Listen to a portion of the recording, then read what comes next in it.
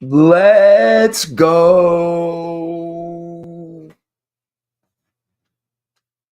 Let's go. I've just been puking for the last 3 hours, but we are super hyped. I am your host, Walter Waddell of the world famous CBB Supershow. As you can hear, my voice is just about dead. Going to make this a tough one. But you know what? I grind through it all. I am not stopping. I'm here for you guys on the FTN Network. We are going to be covering the 12 game slate over on DraftKings, 9 a.m., bright and early. Locks the same time as the CFB slate. I'll be back here in the morning to cover that as well. But we are going to grind through these 12 games, feeling quite excited. All the Oregon Ducks cold takes about how they're going to beat the Huskies is just pure sweet nectar of life to me right now. Absolutely love what I'm seeing. Honestly, guys, out like on the floor, like just about puking on myself most of the second half. I just am so psyched that the best football game, the most important football game of my life, and we beat Oregon twice in 1 year. 9.5-point favorites. Bring on Michigan, man. Michigan better win. They better beat Iowa because tell you what, we got an ass kicking waiting for them next. All right, so let's get into this thing. Let's talk about it. If you guys are watching live or on demand, I appreciate the support. Please bear with me on my voice. Make sure you hit the like button. Interact with me throughout the show. Drop comments on the on-demand version. I always circle back around to answer those and make sure that you're sharing where possible. All of that support helps the show not only get seen within the YouTube algorithm, but just overall helps support us. You know, we love it. We appreciate it. We love seeing you guys win as well as ourselves. And just it's more of a community than it is a subscription business partnership relationship. Like, you guys are friends, family, and we love this community. And I'm just one big ball of love right now because we're headed to the CFB playoff. But I know you're here to hear about college basketball, so we are going to talk about that. We're going to dig in game by game. Huge slate. Got to love it, man. You know, with college football rolling away and we're into conference championship week. Next week is Army, Navy, and then we get into bowl season. So really, we're going to be having all college basketball all the time, dominated. We'll still have some smaller, contests on Sundays because it's still going to belong to the NFL just the way it is. But we can count on Tuesdays, Wednesdays, and Saturdays to have large slates, and those prize pools are going to continue to grow from there. The Jam is only 1K to first here on this 12-gamer, but still a lot of other contests to go. I have been preaching and telling anyone who will listen, cash games, double ups, head-to-heads, winner-take-alls, 3-man, 5-man, all of those kind of contests so far through the first month of the season have been super, super soft. I mean, there was a night the other night where I literally scored a 181, which all last year would be dead last, right? Cashed everything. Like, I took the last cashing spot on a lot of stuff, but still cashed with a 181. Tight pricing, people having a lack of a grasp on how to, build lineups that aren't just like, oh, hey, Posh Alexander's 4K. Okay, I'll plug him in. I'll play Zach Edey at 8K. Like, there's no skill. I don't know who needs to hear this, but there's no skill when prices are like that and players are priced inappropriately or broken. There's really no skill. What you're seeing and who you're seeing cash and have success so far in the season, not just saying me, all of you guys as well, is a skill thing. There's an edge there. We're cashing again. Tonight was our first real losing night in a while. Let me tell you, I will admit, Max Edwards, Jesus, he was bad. But overall, man, we're jockeying for position. We're winning these slates with scores that are 212, 222. I tell you, this is how it was back in 2014, 2015 when we were at our most successful. And pre-ban CBB was honestly the best. And DK has pricing right now. They'll miss a few. They'll have some wrong. There will be some high scoring slates here or there, but right now I got to give it all the crap that people give to DraftKings. Their CBB pricing right now, A1, absolutely A1. So keep it up. All right. See if we can overcome here. This is probably pretty brutal to listen to. I am real sorry about this, but game of your lifetime. Sometimes you just got to scream. Hey, George, what's up, my man? Hey, Jody, getting the coffee with Ken Palm. I appreciate you hanging out. I appreciate it. Team total over 7.5 versus Michigan. They'll score once. They'll definitely score at least once. Iowa, it'll probably be a defensive touchdown. Honestly, like they're gonna pick six McCarthy. I'm almost guaranteeing that Iowa will score a defensive touchdown in that game. Like there's just about a guarantee. Offensively, I don't know that they'll even get 100 yards, but their defense is good. It's real good, actually. It's going to be if you like, old style in the trenches football, then Iowa, Michigan is certainly going to be something that you like. In Michigan, man, like their offense has not really been that exciting. Their running backs we were just talking about this last night, Jake and I on the CFB show. Like their offense has just, been kind of, the running backs, Blake Corum, like he's scoring 8 touchdowns a game, but he's got a YPC of like 2. Donovan Edwards is doing nothing. Roman Wilson's touchdown, barrage from the early season seems to be over. Like Michigan's just not that impressive. I don't want to, tempt the gods. I'm very superstitious. So they're a great football team, no doubt. If we end up facing them, like, I'll be sacrificing a few goats here and being on Twitter talking about, man, Huskies lost. You guys saw some of my premier reverse jinxing on Twitter tonight. Those of you who aren't aware or familiar with my old style tilting and reverse jinxing, brought a little bit of that out tonight, and thankfully it worked out just fine. I try not to abuse it, but sometimes you got to dig in your bag of tricks. But yeah, I think Iowa can score 7 to 10 points. Definitely like their defense getting a touchdown, and then like offensively, maybe they get close enough to kick one field goal. Probably like a 21-10 game. I don't know that Michigan scores more than 2 or 3 touchdowns. They're obviously going to win though. Yeah, my voice it's horrible, right? It's horrible. I was kind of feeling a little under the weather too, like woke up kind of feeling like, scratchy throat and a headache, but it's just part of being old, I think. And it's just kind of like you wake up and that's how your life, like you never feel good anymore once you're over 30. I'm approaching 40 and I know people are like 40 is the new 20. And like, I'm just, I wake up, I got back pain and stuff, and it's wild. But yeah, I'm in it to win it, and I'll be back at 8 a.m. my time tomorrow morning for the CFB pre-lock show. So I am in it to win it. All right. That is enough about that. I appreciate everybody. We got a good amount of you here checking us out on the various on the YouTube and on Twitter there.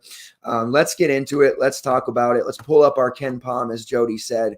A lot of people lately been asking me too, like, where is the best spot to get efficiency numbers, all those stuff that you're rattling off. Ken Palm is certainly the premium spot for me. I utilize that site more than any others. There are a few, other CBB analytics sites, but the best like one-stop shop for everything in a snapshot, and being able to go in and easily click on and peruse box scores and usage rates in specific games, 2-foul participation, zone versus man-to-man, tempos, all that stuff, like everything on KenPom. If you don't have a KenPom subscription, you should. It charges like $20 for the year, and it is well worth it. I'm actually surprised whenever I talk to someone and they either haven't heard of KenPom or they don't have it. So yes, that is the big secret, I guess, is most of the info that I pull is KenPom, and I just watch a ton of games. I go through and get ESPN Plus, get a KenPom sub, get an ESPN Plus sub, and just stream all the games you can. That's mid-major and low major for sure. That's how we're so successful in March. All right, so this 12. Before we get into it, Purdue goes down, by the way, in overtime to a Northwestern team that has no business beating them. Brooks Barnheiser, who everybody's like, why don't you want to roster him? He's so good. Non-con hero Brooks Barnheiser has a horrible game. Zach Edey, of course, goes nuts, and they falter. So a lot of people are going to be trash talking Purdue, but they're going to be just fine. But the fact of the matter is, CBB is going to be super, super competitive. There's going to be a lot of parity yet again, and there is a really high chance in the tournament of a 14 through 16 seed winning a game or two, because that's just the era that we live in with the transfer portal and the competitiveness and the balancing of rosters. People talking about low majors and mid majors can't compete with the transfer portal like this. We just saw it last year, and you guys are going to see it this year as well. Jaydown Lede also saves San Diego State a putback bucket at the buzzer to beat UC San Diego. They were down by 9 with 5 minutes left to UC San Diego, and they end up pulling it off. The same UC San Diego team, let's pull this up real quick, just in case you need to know. The same UC San Diego team that played America's team just the other night with the Washington Huskies on Tuesday and lost 83-56. The Aztecs of San Diego State required a buzzer beater or last second shot to beat them. So I don't want to talk too much trash about the Huskies, though, because we got a really tough game against Colorado State, and that I don't feel good about it at all, the basketball side. All right, and it's on the slate. How about that?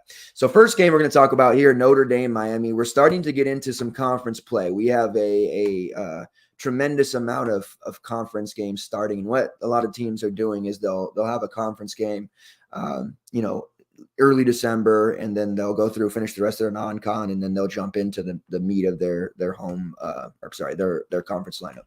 So we're seeing some teams playing each other now that are in conference, getting an early taste of that. So those are games clearly we saw with that Purdue game. Those are going to be more competitive, and a lot of teams are going to get a little dose of reality after beating up on the Bellarmines of the world, the Northern Kentuckys. Like, you're playing your competitive in-conference foes. We're going to see a lot of non-con heroes, and we're going to be able to see who's for real and who's not. And I'd hate to become this Brooks Barnheiser hater, but I think that we're going to see him on the not for real side more often than not, especially in conference games. All right, man, that I meant to be a little more on point with my odds page too, but watching that game to the very end, and man, that was fun. I could cry. I'm so happy. Cry. It's so happy. I'm just can't even wait. All right. Also, make sure that when we're done here, you guys check out the Freezing Cold Takes Twitter. There is just some A1 content taking place over there right now with all the Oregon cold takes that we had. All right, Miami is a 15-point favorite. The total 146.5.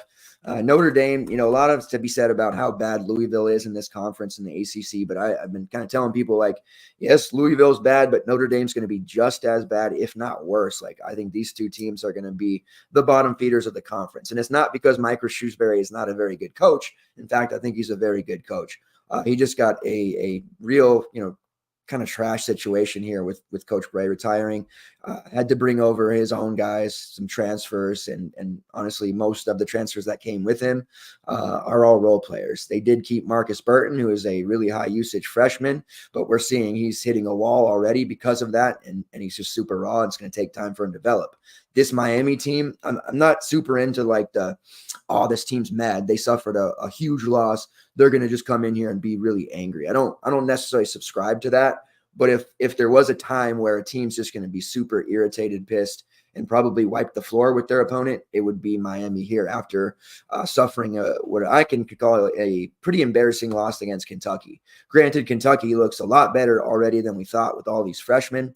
95-73. That's just a real bad loss for Miami. It shows that they don't have depth.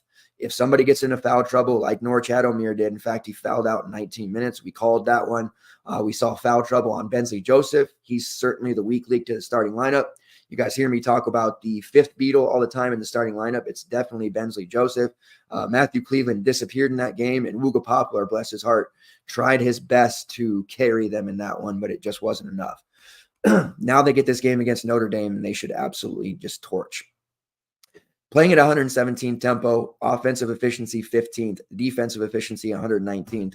Notre Dame, their offensive efficiency is 239th and playing at the 320th tempo. This Notre Dame team really struggles across the board. They run a short rotation, so about 6-7 men deep. Marcus Burton, J.R. Konesian, Julian Roper, and Tay Davis, they're normal starters, and then they inserted Keba and Jai into the starting lineup against South Carolina. He ended up being a pretty good value, 28 minutes, just 2 points, but he had 6 rebounds, 2 assists, 3 blocks, and a steal. He's actually going to be a pretty nice play for them, give them 30 minutes a game. He is priced up more, but it's not enough to jump away. He was 3-3. Now he's 4-3. I still think he's fine if you want to use him. Probably consider him a lower end value at this point going up against Miami, but a starter at 4-3 playing 30 minutes. Definitely on board there. And, his shooting, he shot 0 for 7. So he still had volume. He still had usage, and his peripherals were strong. So I think he's going to be really good in this lineup in terms of what he can give for DFS purposes. So he's definitely the guy that I would look at if you're going to use anybody on this Notre Dame team. I just want to cough it out. Marcus Burton still playing upwards of 36 to 40 minutes a game. Did play 36 against South Carolina, only 21 fantasy points. This has caused his price to drop pretty significantly. He's only 7K now after he got up to almost 9K there because he had some big games to start the year. Still a super high usage rate. Let's pull this up here. 35.9%. That's 5th best in the country. 35.8% shot rate, which is 14th best. Only 16% from long range on 18 attempts. That's obviously going to have to improve. And he's shooting about 44% on 2-point field goals, 27% assist rate. A nice GPP buy low on him at 7K. I don't think I would be looking to use him necessarily in my main lineup, but it also wouldn't surprise me if he hung 40 in this spot because tempo-wise here, I think it's a good spot for him because Miami's going to want to play it fast, and that just plays to Burton's abilities a little bit more, and I expect him to take somewhere between 10 to 15 shots. Stat Broadcast made an error the other night and said that Julian Roper wasn't starting. He did. He's 5'7". People were asking about using him the other night. He's just a really low-end play unless he's 4K to me. Probably never looking at using him. He is a relatively low-volume guy, low-usage guy, and just doesn't contribute all that much in other categories if he's not shooting very well. And even the guys like Tay Davis, who have been decent values in the past at 5'2", that's a little bit high. He had 27 fantasy points against South Carolina, 15-8, the best game of his career by far. But that's just paying a little bit too much at 5'2" for me, especially going up against that Miami front court where Norchad Omir's probably going to sit him down quickly with foul trouble. On the Miami side, we're looking at a situation where we still want to probably play at least one Miami guy. Every Miami slate that's taken place, I felt like, or I have taken 1 to 2 of their guys. And Miami stacks have worked for the most part. Obviously, in that last game, besides Poplar, who we were all super heavy on, they didn't pan out. Poplar's price has stayed steady at 7-1, which I still love him there. His ownership against Kentucky was around 25 to 30%. That's pretty consistent. We haven't been seeing guys too highly owned beyond 25 to 35%. That seems to be the standard. We did see 60% Michi Johnson tonight, which was the highest owned play we've seen in quite some time. But ordinarily, we're going to see a little bit between 25 to 35. So Poplar at 7-1, I think it's a huge slate. People will look there, but I honestly think that he's going to be lower owned than he probably should be just because there are so many options. So Poplar's still my favorite on Miami. Big breakout season expected. He's lived up to it. He is pretty scoring reliant a lot of the times, but he's just so good. Shooting 56% from long range on 34 attempts. Keep expecting that number to start to trickle down here eventually, right? But outside of the Kentucky game where he's 0 for 2, he's still just been banging home 3 after 3. In the game against Kentucky, he did a good job getting to the rack as well, scored 19 real points. So he's just a very safe option, and Notre Dame is a very weaker end opponent that he should be able to take advantage of. Matthew Cleveland is a great GPP look. 7.5 was his price. He was 9-1 earlier in the season. Now he's 6-9 after a couple of down games at Kansas State and Kentucky. Now they're at home. Look for him to have a major bounce back. I doubt he sees Mitch ownership at all, so this is why he's such a premium bounce back GPP play. If you wanted to go there in your main lineup and you had the, as McFoley would say, testicular fortitude, no problem running him in your main lineup. If you want to stack Miami with a mini, two-man little get up, I don't have a problem with that either. Again, I don't want to limit myself so much, especially since this slate is all day. Usually DK would break this up a little bit, but they're giving us the Gonzaga USC game and Washington game, which is way later in the evening. So, Jake and I talked about this a little bit, and it truly doesn't matter hammer plays or early plays, but it is absolutely the woke feeling to have a guy bust early in the day and you still have like 7 games left and 10 hours left of the slate. It's kind of like, well, I guess I'm running to the night slate now. So just something to be kind of aware of, especially on a slate like this. I don't think you want to necessarily put all your eggs in one basket and limit yourself there. I think you want to make sure that you're able to spread your exposure out a little bit. And that's coming from somebody who is a huge stacker. I have stacked in CBB for years, and I believe in it, and I like it, and I'll do it. I don't care what time a game starts. I'll still do it. But this is a slate where I think there's just a numerous amount of options that we need to make sure that we are considering. Everybody else is priced pretty much where they should be. Omir at 8.8. There's definite upside there. He was almost 10K earlier this season. I think he's going to just absolutely push the Notre Dame front court around. I think we see a minimum 15 point, 10 rebound type of game from him. How much more over that? And the 8.8 price is really affordable. It makes me really want him. The Miami stack it looks very, very good. And Nigel Pack, my thing with Nigel Pack, I'm going to treat him like I did last year. Mostly ignore him for the first couple months of the season. And then as we get closer to March, where he really got that contract to step up his game and carry when necessary, that's when I really look to use him. The 6.4 price, I think, will get people in on him, considering the fact that, he's typically around 7.5 to 8K. It is a real nice price, especially if you decide to go with a more balanced approach.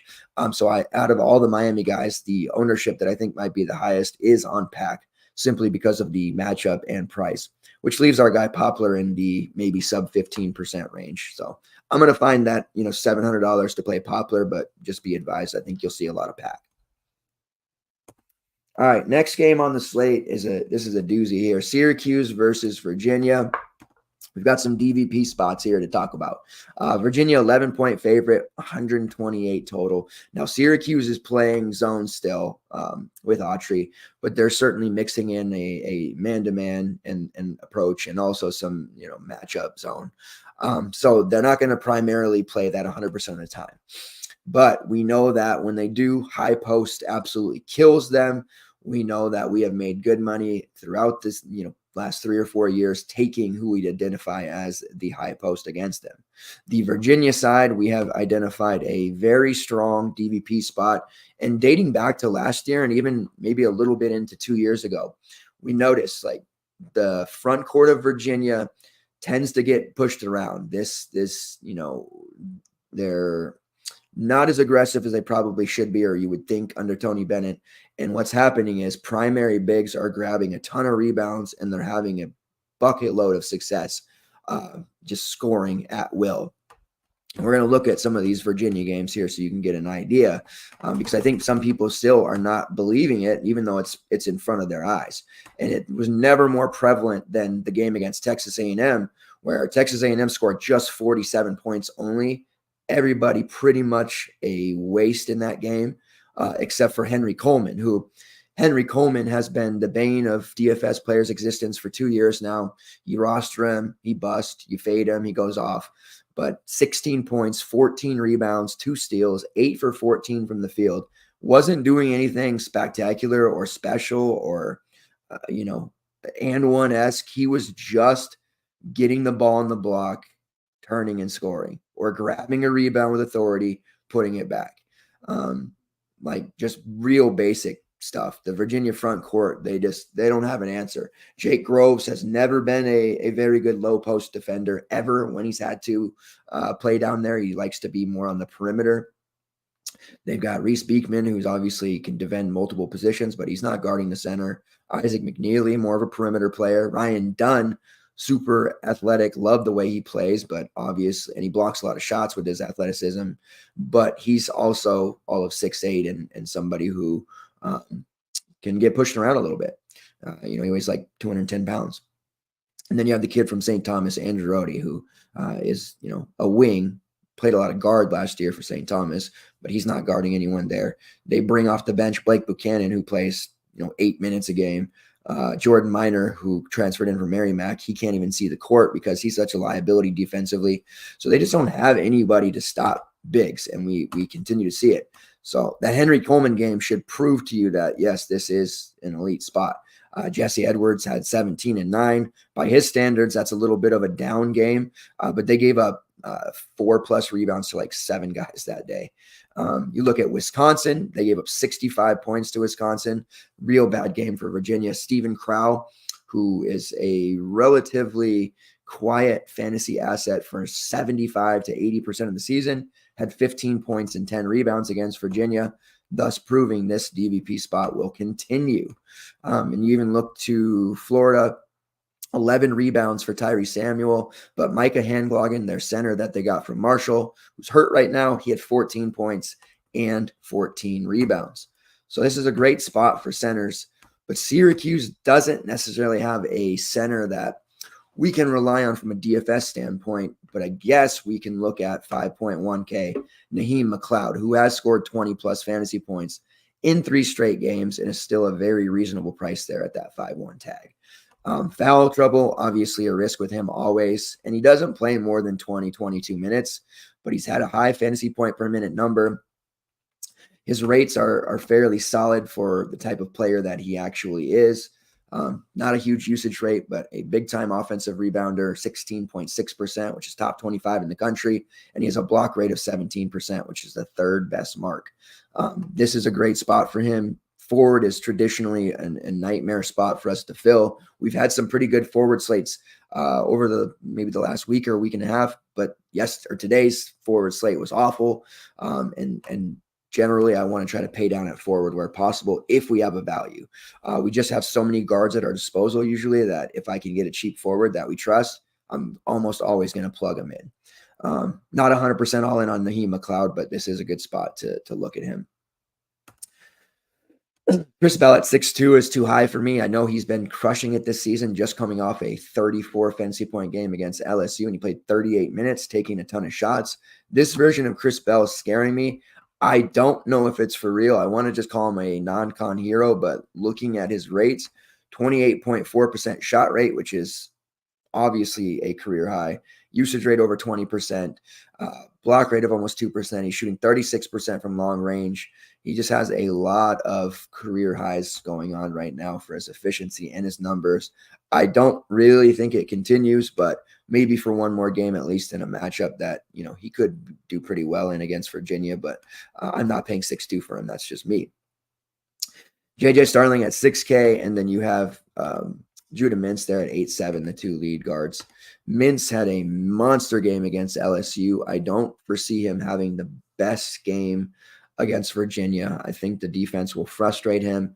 He's not going to be able to get to the rack and draw all those fouls and get to the foul line like he probably wants.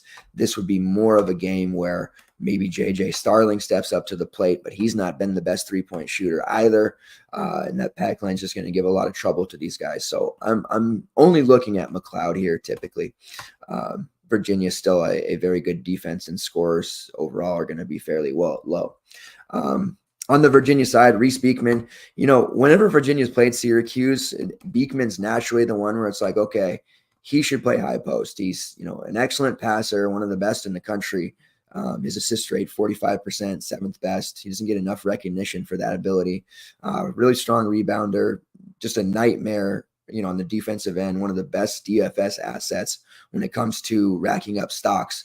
But his career over against Virginia or against Syracuse hasn't been that great. You go back to last year in a 67-62 win, 33 minutes, 7 points, 3 rebounds, just like Fitbitting the whole way. And I know I had him that game, so I remember it well. Then he had the game earlier in the month against Syracuse, 13 points, 8 rebounds, 2 steals. Better, but still not enough. Then you go back to 2 years before that. As a starter, still 32 minutes, 2 points, 4 rebounds, 5 assists. Not great.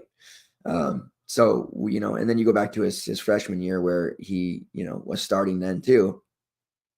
10 points, 5 rebounds, 5 assists. It's actually, ironically, his best game against Syracuse ever during his freshman season, but he's never been able to detonate against them. So it does make me a little bit worried paying that 7-7 for him. He ends up getting over 30 fantasy points because he does rack up so many steals and blocks.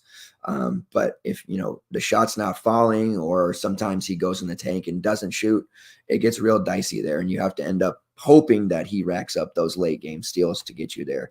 At 7-7, it's a little high. If we're talking about a 6-5 price, I would certainly be looking at that more, but 7-7 is just a bit too much. I do like Dunn. I think he could end up being a pretty nice asset against this zone. Dunn has been just phenomenal. There's a lot of talk about him being a lotto pick. I know our own Mike Randall does not believe in Ryan Dunn, does not like him. Caught one of his betting shows the other day, and he wasn't trashing him, but he definitely doesn't like Ryan Dunn. 7-3 is a pretty high price, but he is certainly in play against the Syracuse defense. I think he contributes in all categories. The only thing he doesn't get is assists, really, but you look at it, 12.5% block rate, top 15 in the country, 6.5% steal rate, that's top 10. He's drawing almost 5 fouls per 40, has a combined rebounding rate over 25%, just overall taking that next step forward like a lot of us thought he would.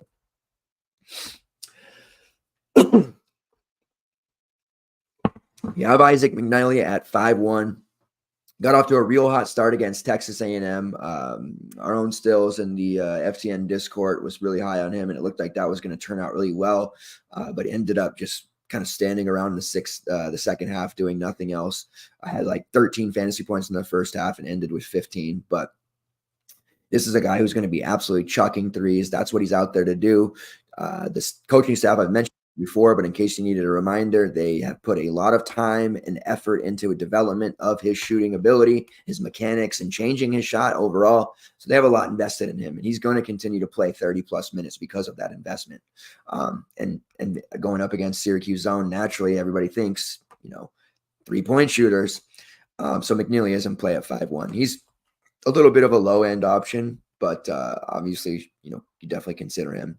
I still like to look for that high post instead of just strictly 3-point shooters, but he's somebody to look at because I don't think Virginia has a traditional one guy that we can count on to run that high post throughout the entire game. And that's pretty much been the case whenever Virginia plays Syracuse. They're one of the few teams that doesn't pay out when we end up taking somebody against Syracuse. All right, next game, we're going to move to Marquette versus Wisconsin. Battle of the state here of Wisconsin. 3-point favorites on Marquette, 139.5 total. This Marquette team, they're a dangerous group, eh? Shaka Smart is phenomenal. The job he's done there. Obviously a close loss to Purdue, but the way they dispatched Kansas, the way that they were able to outlast UCLA, they kind of punched Illinois in the mouth. They came back on them, but they outlasted them as well. They're just a really good team. I do think they end up beating Wisconsin by more than 3. Sorry to our Badgers fans that are in attendance. I know there are a few of you. DFS wise, though, I don't have a ton of interest, and I'm going to try to kind of move fast through some of these games that maybe we're not as interested in, just to save more on my voice, but also not make you sit through 2 hours of hearing this. And I have a bunch of work to do for tomorrow's articles. Tyler Kolek at 7.8. That's an advantageous price for him. Anytime we can get him under 8K, he's a bona fide, not like triple double threat, but we need to come up with a term for the half triple double threat, like the guys that get the 15, 6, and 6 stat lines. Like those are good, right? Like they're a threat for the triple double, but not really going to get it. Shout out to Tamim Lipsy, by the way, who did get a triple double tonight. But Kolek is a threat for like that 15, 6, and 6 stat line and up to 5 or 6 steals. So total slate breaker at 7-8. Absolutely love him. Haven't used him really at all this year, believe it or not. But this is a spot I don't mind him in, especially in GPPs. But I probably won't end up having too much of this game in my main lineup. Cam Jones at 6'5", purely a shooter, but a good one. I think he's priced reasonably. We are getting a discount from where he's been at, 7.2. Not a huge discount. There are a little bit of upside there at that 6.5 price, but overall, I don't see it as a hugely advantageous spot. Do like David Joplin. He was a high usage guy off the bench last year. Was clearly going to step in, to the starting lineup this year. They just only lost Maxence Prosper. So far, his shot rate's right around 20%. It's dropped a lot. So off the bench, he had a 27% shot rate and 23% usage rate. Goes into the starting lineup where he doesn't get to run the second unit, and he's out there as, trending towards that fifth beetle. Stevie Mitchell is the fifth beetle, in case you're wondering. His shot rate has fallen to 20%, usage rate 17%, but he's been a much better defender. His three-point shooting's on par with last year, right around 40%. I like him anytime he's under 6K, which he's been majority of the time, I know. But 5.5 just offers us a nice amount of upside here. Another guy that's reliant on his shooting. With the way that we've been building our lineups and having success, we're still taking values like everyone else, but we're not jamming in 2 or 3 of the 9K guys. We're taking one of those, filling out our roster with these 5K to 7K guys. So guys like David Joplin at 5.5 tend to work out in our lineup pretty well. Not starting with him as a priority, but if I end up there with the last man in, I'm not mad about it. And then they have a group of guys off the bench who are definitely intriguing. Ben Gold, Sean Jones, and Chase Ross. Ross at 4 or 5 is probably one of my favorites from the bench pack. But until there's a injury or you're hoping for foul trouble, there's really not a lot of use for any of those guys. Gold at 4K at least offers some GPP upside. We saw him put up 23 fantasy points in the last game. That was a blowout. In competitive games, he's going to be probably closer to 10 to 12 minutes. But again, foul trouble. And in that Wisconsin front court could mean more minutes for Ben Gold. Crazier things have happened. And also Iguodala at 6'8". That's a nice little discount on him as well. That brings him into play because I think his typical score is going to be somewhere in the mid-30s.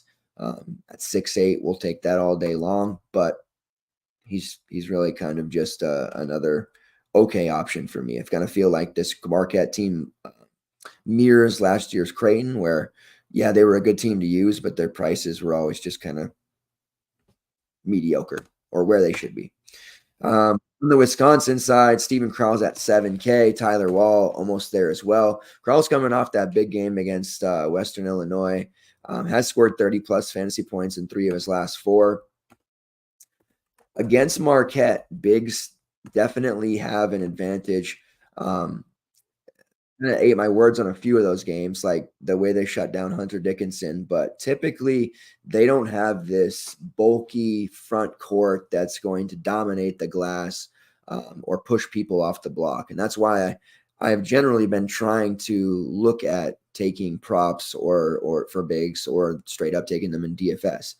They punished us because I forgot Adema Bana is not a 9K player for UCLA, so I learned the hard lesson and a reminder there. And then Dickinson, of course, had a rough game there.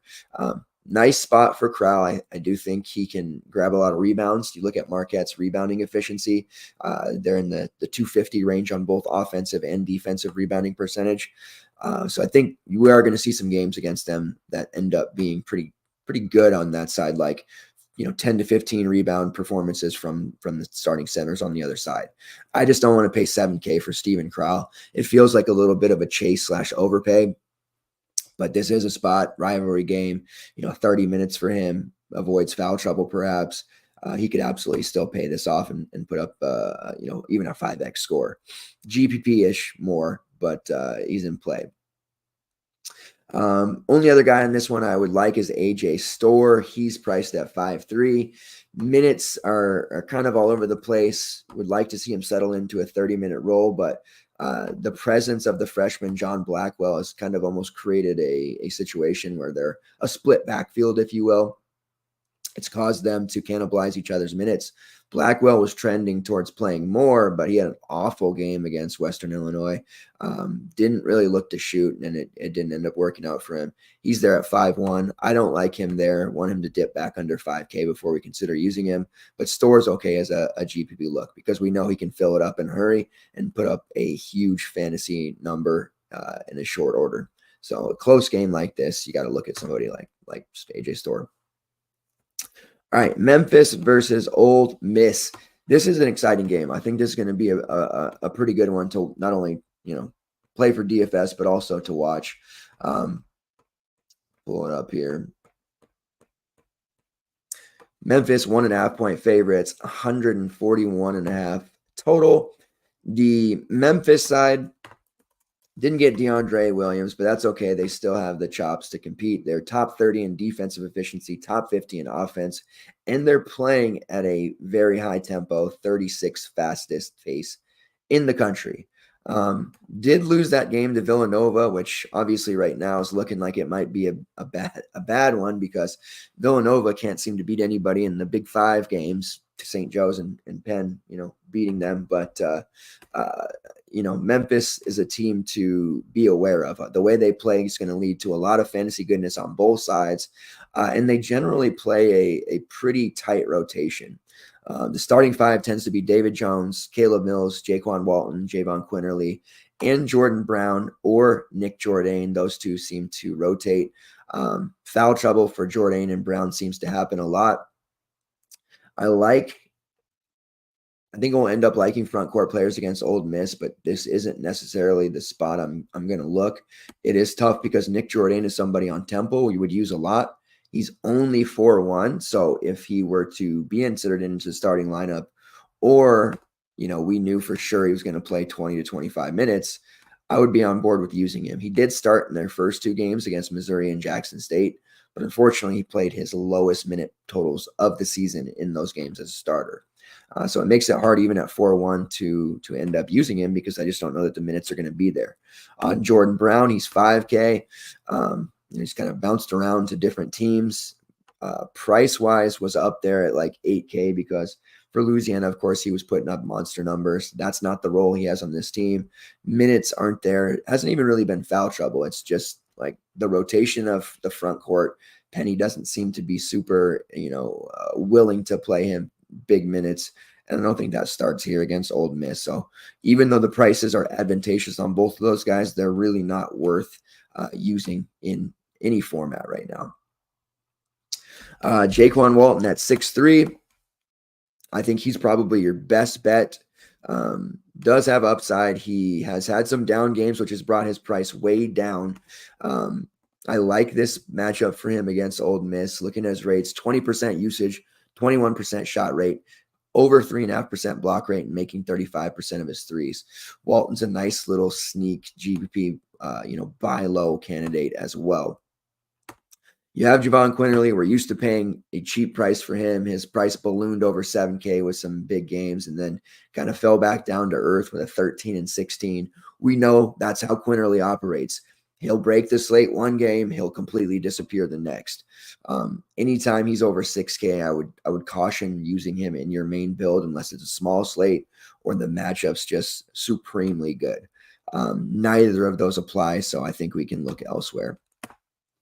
David Jones, who transfers in, spent some time at DePaul, put up a 55 earlier against Arkansas, 44 against Alcorn. He's a really good play at 8-4. If you're looking for pay-ups, I think, again, the Ole Miss defense, obviously with Chris Beard, they're going to end up being really good. But right now, while he's trying to figure out chemistry and teach a system to that group, they are giving up a fair amount of fantasy points to wings and front court players. So I do like David Jones in that regard. On the Ole Miss side, you got our guy, Allen Flanigan. He is such a stud. We've loved Flanigan for years. Played out of position for Auburn. Now he's in a more, natural spot for him. He gets to play the alpha, and he's just consistently knocking it out of the park. It's a pretty tough price to dedicate to him, 9K, we're going to unearth some value here. But the way that he has played and the way that he has looked and getting this pace bump against Memphis, it just really looks like a spot where, I think he's going to put up 40. So if you can get there, you definitely should consider it. 30% usage rate, 30% shot rate, 19% defensive rebounding rate, 5% block rate, and a 3% steal rate. He's also drawing 7 fouls per 40. Not a big three-point shooter, so the fact that this game will probably be up-tempo is just going to suit him really well. In the game against NC State, where I couldn't have been more wrong about thinking that NC State was going to win, they lost by 20. Flanagan was just in complete control, and NC State's defense had been pretty good to that point, especially on the perimeter. And he just befuddled them totally, made Jaden Taylor a non-factor. In fact, he couldn't even stay on the court half the time. So Flanny's just he's in a really comfortable spot, and he probably wishes he played for Beard a lot sooner. Other guys who are priced reasonably, Jamarian Sharp, who's at 5'4", got 20 minutes there against NC State, was pretty solid. I do like his chances at, if he stays on the court, that is no fouls, putting up a 4x number at this 5'4" price. He is going to be a primary low post option for them. Big time rebounder, has amazing block rate, top 6 in the country. Definitely somebody you can look at. The Jalen Murray play at 6'4" is relatively safe as well. Again, tempo boost. This is a guy who has taken 9+ shots in 4 straight games, played over 30 minutes in those 4 straight games as well. Seems to be settling in really, really nicely. Shot rates ballooned to 23%, has an assist rate of 25%, currently shooting 33% from long range. And Matthew Morrell still there at 6'6". It's a little high for me on Morrell because he's not the alpha anymore. That's Flanagan. The instant success for Jalen Murray also cuts into Morrell's level of play. I know he had a couple 30s in there, but that game against NC State, he kind of took a back seat. We saw him take less shots, and that just worries me paying that 6'6" price for him. So I'm cold on Morrell, lukewarm on Murray, and not playing Jamean Brakefield, who totally broke the slate against NC State, but does not have anywhere near the usage that he did last year. He's far down the pecking order. He just got really hot, and they found a angle against NC State, and they continue to exploit it. So not chasing that Brakefield game, especially with the news that I'm getting to now, Mo Cisse, who did get his waiver. So 2-time non-grad transfers, their chances of playing are relatively low, or at least the NCAA says that. You will only get a waiver if you had some sort of mental health thing, or you're moving to be closer with a family member. They say coaching changes no longer qualify, but there's been no rhyme or reason to why certain guys have got waivers and others haven't. Jalen Cook, who transferred back to LSU, denied his waiver. Ray Battle, my guy who went from Washington to Montana State to West Virginia, did not get a waiver. Mo Cisse, who started his career with Memphis, spent the last 2 in Oklahoma State, and still has 2 seasons left, was given his waiver just recently and will be available for this game. He's only 4'9". It's a real cheap price for a player that we know can absolutely ball out on the glass and as a shot blocker, and he showed him an ability to score a little bit last year too. Granted, it had to be on the block. His numbers for last year: 17% usage rate, not high, right? 15% shot rate, but you're talking about a guy with a top 10 defensive rebounding rate of 28%, top 100 offensive rebounding rate of 12%, and a top 14 block rate of 10%. Shot 59% from the field. Obviously not going to take anything outside of 5 to 6, 7 feet, something like that. But he definitely put up some monster games. I don't think we see him jump immediately into the starting lineup. But he's had time to practice, get acclimated. I don't know how confident I would be playing him if he didn't start. This is a game that starts, in the second wave of games at 11 a.m. PST, so that's 2 p.m. Eastern time. So we'll have to monitor there. If he starts, it becomes a no-brainer. And if he is going to start, I would love it to be closer to lock so people miss it, right? If it comes out nice and early, then we'll end up seeing a lot of people on that. Now we'll continue to monitor that information overnight and into the morning and in between college football, just to see. I'll probably look for some Ole Miss boards and check that out as well. If he doesn't start, then just kind of a GPP value there. Still a cheap price on TJ Caldwell at 4.5. We were all over him last game at 4K. Played 28 minutes. Not a dominant performance by any means, but he got us the 4X. Now he's up $500 more. As long as he keeps playing that 25 to 30 minutes, I'm fine continuing to use him there at that 4.5 price tag. And he's clearly in the rotation. When you look at it, let's pull up Ole Miss last couple of games. Start with Temple. So you look at it, they ran a basically 7 guys, 13 or more minutes. Sharp, who started, had early foul trouble, but ended up playing just fine. The Temple game got a little too fast for him. They put TJ Caldwell in. He played 33 minutes. All other starters besides Jamin Brakefield played over 30 minutes. So short rotation. The game against NC State got a little out of hand. So you would think maybe they'd go deeper, but they didn't. They still played 7 guys, 7 or more minutes. Only TJ Caldwell played more than 20 off the bench. 4 starters, Murray, Flanny, Morrell, and Brakefield played over 30. Jamarian Sharp, 20. So Robert Coward, Rashard Marshall, and Austin Nunez just not getting minutes right now. They're playing that short rotation. We are going to be inserting Mo Cisse into that rotation, either as a starter over Jamarian Sharp or off the bench to spell Jamarian Sharp. The only way we can get away with playing him if he doesn't start is if we see clear video of him warming up, he's in uniform, and we know that Sharp's probably not going to play more than 20, 22 minutes. Those other minutes would likely go to Cisse. They've been playing a little bit of a smaller lineup, but they won't have to with Cisse in the lineup there. Might hurt Caldwell, who's been playing a lot more of minutes. It may actually just end up hurting Jamin Brakefield more, though. So that's the way we can kind of get around it if he doesn't start. FSU versus North Carolina. That is a pretty fun game. Florida State, they've been looking better this year. They're healthy for once. North Carolina, they've been world beaters all of a sudden. A lot of people give garbage and trash talk Hubert Davis. That close loss to Villanova was like, that's tough. But the way that they wiped the floor with Arkansas and then turn around and dropped 100 on a good Tennessee defense was impressive. And right now they're 6th best offensive efficiency in the country, top 40 and playing at a 50th fastest tempo. So they're getting it done. They're playing really well. They are 13-point favorites at home against Florida State, and the total is almost 160. So a lot of points expected. You look at what Florida State's done. I do think Florida State's defense is going to be good this year. Tempo-wise, they're playing at the 97th fastest tempo, which is fairly in line with where Florida State teams under Hamilton normally do. They're usually in the like 90, 100 range. Defensively, they're top 70 and top 100 offensively. But they giving up a ton of points, right? They gave up 90 to Florida. They beat Colorado in overtime, but gave up over 70, gave up 75 to UNLV. And then they just lost a tough game to Georgia, 68-66. So nearly 70 points to a Georgia team that is not very good.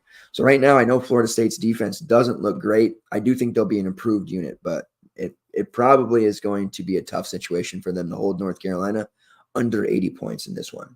On the flip side, North Carolina's defense does not look great at all. Even though they've been able to win their last couple of games convincingly, they've given up some big numbers. And our man Dalton Connect, who we always talk about him on Tennessee slates or even non-Tennessee slates, 37 real points. Triple J had 20. Jonas Idu had 13. Like North Carolina's defense, they're just not that impressive either. Tremont Mark scored 34 against them in that loss. So lead guards especially are doing some serious damage against this North Carolina team. Who that would actually be, Darren Green, who is 6'4", he's mostly a shooter. Not necessarily a playmaker. So maybe in the mold of Dalton Knecht, but Knecht was really impressive as a playmaker. Jalen Worley, who's there at 5'3", playing 30 minutes. He's a candidate to kind of bust out here. That's a nice price for him at 5'3". Would have been Primo Spears if he was available, right? Or perhaps Jameer Watkins, who plays, defends multiple positions, has already flashed with a 50 against Colorado, a 36 against UNLV, and a 38 against CMU. He's a nice look, but we're not getting a discount with him as he's at 7-1. I do like Watkins a lot. I think he's a great fit for what Leonard Hamilton likes his players to do. Versatile, jack of all trades type that can shoot it a little bit. 30% from long range is good enough. 27% assist rate, 27% usage rate, 20% defensive rebounding rate, does a little bit of everything. So I certainly think Watkins is a candidate to flash and have a big game, but it is a little bit of a higher price at 7-1. Green's okay at 6-4. Again, I think he's going to be super reliant on shooting. Not my favorite play there. Worley is probably the one that I'm looking at. I think we could see some lower ownership on him too, because people are going to look at his logs and think not that impressive. Hasn't been putting on, many great games. His overall usage rate and shot rates aren't particularly high, but he's on the floor for a long time, and he is, contributing as a rebounder and one of their better defenders, at least on the wing / perimeter. It does give us stocks upside, especially in the steals. His actual steal rate is 5%, which is top 50 in the country. So you get a discount with Worley. And he doesn't need to put up 40, right? But I do think 4X at that 5.3 is a nice little target that we could kind of coast into. The forwards for this team or low block players are in real danger of just getting sat down with fouls. Cam Corhin, whose minutes have been very low the last 2 games. I don't think we can use him. His price is 5.7. I know he's had some big games, but minutes be damned. I don't know how you can. The recent emergence of Deontay Green has been eye-opening. He's played 30 and 26 minutes the last 2 at the behest and replacing Cam Corhin almost. He went from never starting and barely playing to starting in the blink of an eye. And he had such a nice game off the bench against UNLV. They gave him 14 minutes, 10 points, 2 rebounds, and assists. Statistically, not that great, but he was a difference maker. He was altering shots. He was making the shots that he got, just stood under the basket. When they got it to him, he made it. Earned himself additional time in the overtime win over Colorado. Again, not huge statistical output, but big minutes, and then earning that start against Georgia, and he was awesome. 14 points, 9 rebounds, and an assist. So, a nice little 25 there at 4.5. He's 1K more than he was at 3.5, but if he starts again, certainly worth a shot. Do be advised, he has a very high fouls called rate. So, there is a lot of risk with that play and may not end up playing the 30 minutes again. Between him and Corrin, I think we're going to see a lot of foul trouble there. You could look to my man, Baba Miller, who's stuck at 5.4. I know the Discord and community's kind of tired of Miller at this point, but I'm just so invested in him time-wise and, lineup-wise even. There's a degree of monetary investment that I don't want to give up on him. Anytime he's under 5K, I'm just using him in my main. I never stop. But when he gets to this 5.4 price, at least I can control myself to the point where, he's not a very good main team play. He's a fantastic athlete. He had a block shot against UNLV where he went up with the jump shooter, and it was the cleanest block ever. It was one of those blocks where he just straight up and nearly ripped it out of his hands. That type of block gets me more jacked than shooting it to or sending it to the stands. I'm probably in the minority there, but that clean block where you just basically take it away from him, that's just so nice. Very good, high steal rate, rebounds a little bit, but his offensive game is just so limited that it makes it tough to pay him at 5.4. So I understand that. North Carolina side, Baycott's price has kind of leveled out here. The mid 9K range, had a big game against Tennessee, 22 and 11. The problem for Baycott is that there are a tremendous amount of shooters and guards that have kind of struggled to get him the ball. He's had some foul trouble too, but there's been a lot of possessions where they did not work to get him a shot. And I've watched a few North Carolina games. Then they rectified that against Tennessee, and you see just how dominant he was. I do think that they go that route here against FSU. Let him do his work down low, draw those fouls, get Corin off there real quick, deal with Green. And if he gets those two guys in foul trouble, it's going to be open season for Baycott. So you're looking for a top-end pay-up. Always got my man Quentin Post there. Keon Brooks, who's been fantastic. Filipowski for Duke, who I know people are always rostering like crazy. And then even Isaiah Stevens. There's a numerous amount of payups you can use, but Baycott is definitely on the list. We have to talk about Harrison Ingram. Are we playing him at 8K? Like, if we're not playing Baycott, we almost have to play Harrison Ingram, right? Being held back by that Stanford system, I guess, because he has just been incredible, and he is playing nearly every minute possible. Hubert Davis, another guy that, doesn't rely on the bench very much, and that's great for DFS purposes. Might wear some guys out by the time we get to March, but right now, we're talking about 38 to 40 minutes a game for Harrison Ingram. I know 8K is a pretty significant price to invest, but with these slates being so low scoring lately and the raw points mattering, 4X, give me that 32. I think we just almost have to take it. I wouldn't play him with Armando Baycott, but I think you almost have to play one of them just because of how this rotation looks. RJ Davis, he's always solid at 8.3 as well. Kind of priced where he should be, so he's that Creighton-esque 2022 play where, I could use him, but we're not getting any, discount, no upside, but he'll coast into 30, 35. Cormac Ryan, who's mostly a shooter, also 5.9's a fair enough price for him. There is some 4 and 5X upside there for him if he gets hot. He scored 15, 18, and 15 real points over his last 3 games. And then you have Elliot Kadu, who was maybe one of the best passers in all of college basketball already. He's 5K. I don't know that we can use him. I wish I would have used him against Tennessee, but clearly it didn't take long. Like, I thought he would start immediately. That didn't happen. They went with some, different lineups there. Paxton Wojcik had some turn, but the last 2 games Kadu has started 26 and 31 minutes, and he's been really, really solid running the offense. Minimal turnovers in those 2 starts, 13 assists to just 1 turnover. Unbelievable. He's going to be a really old school and fantastic point guard that's pass first, racking up those assists. Probably will never be a big time scorer, but we get those assists. Maybe we get a couple of steals and he does score 5 to 8 real. He pays off this 5K price. So I don't hate the idea of using him. I think it's viable against FSU, especially in a pace up game where tempo is going to be, there's going to be a lot of shots. There's going to be a lot of possessions. I don't mind Kadu at all. I think a lot of people are going to overlook him, but he's absolutely got to be considered. And then you have Jalen Withers, who's gotten some starts, minutes, not really there. He's gotten so bad. I don't know what happened to him. He's broken. Can't use him.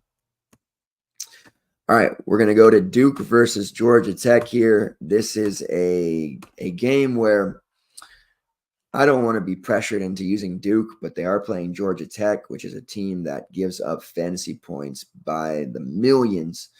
12.5 point spread in favor of Duke. The total is 149.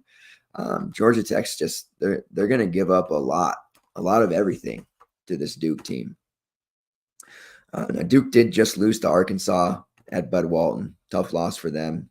Kyle Filipowski was great, 26 and 10. Jeremy Roach actually scored 22 real, but Proctor completely locked down. The freshmen, Power, Foster, and McCain completely locked down, and Mark Mitchell did very little. I think the main decision you got to make when you look at Duke ordinarily is if you just want to go up and pay for Flip. Obviously, you're not paying for him and Baycott and these other guys unless you're really punting a lot. Ordinarily, I don't love the idea of paying for him because I think he ends up in that like mid-30s range more often than not, just because there are a lot of mouths to feed on this Duke team. But if they get in a situation where they are in a competitive game or fall behind, that's when you do want to have flip because as you saw against Arkansas, they couldn't get much else going besides him and Roach. 20 shot attempts for him on his way to 46 fantasy points. That's the third straight game he's been in double-digit shots, 16 or more in back-to-back.